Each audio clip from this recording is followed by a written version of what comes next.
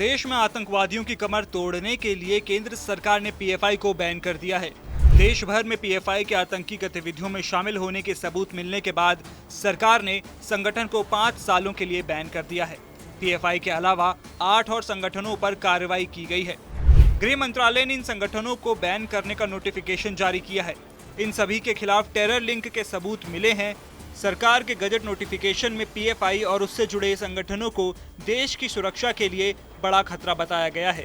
गृह मंत्रालय ने अधिसूचना जारी कर बताया कि पीएफआई और उसके सहयोगी संगठन गुप्त एजेंडे के तहत समाज के एक वर्ग को कट्टर बनाकर लोकतंत्र की अवधारणा को कमजोर करने की दिशा में काम करते हैं। इतना ही नहीं, ये देश की अखंडता और संप्रभुता के लिए बहुत बड़ा खतरा है। बता दें कि एनआईए और ईडी ने ऑपरेशन ऑक्टोपस के तहत 22 सितंबर को पीएफआई पर ताबड़तोड़ छापेमारी की थी। पहले राउंड की छापेमारी में पीएफआई से जुड़े 106 लोग गिरफ्तार हुए थे।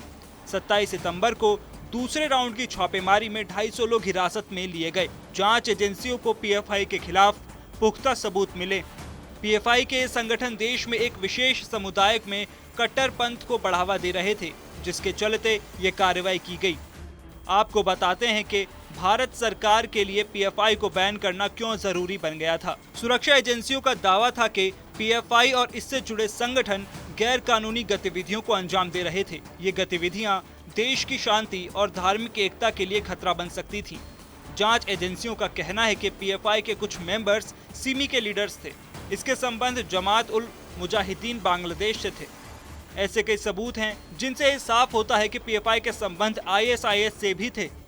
देश के कई राज्यों में हिंसा के पीछे पीएफआई का हाथ रहा है। हाल ही में बिहार में इसके बड़े लिंक का पर्दाफाश हुआ था। दक्षिण राज्यों में राजनीतिक हिंसा के पीछे भी पीएफआई का हाथ माना जाता है। पीएफआई को बैन करने के फैसले के बाद केंद्र सरकार ने कहा कि अगर पीएफआई और उसके संगठनों पर कार्रवाई नहीं की गई तो अपनी विध्वंसात्मक गतिविधियों को जारी रखेंगे, जिससे लोक व्यवस्था भंग होती है और राष्ट्र का संवैधानिक ढांचा कमजोर होगा।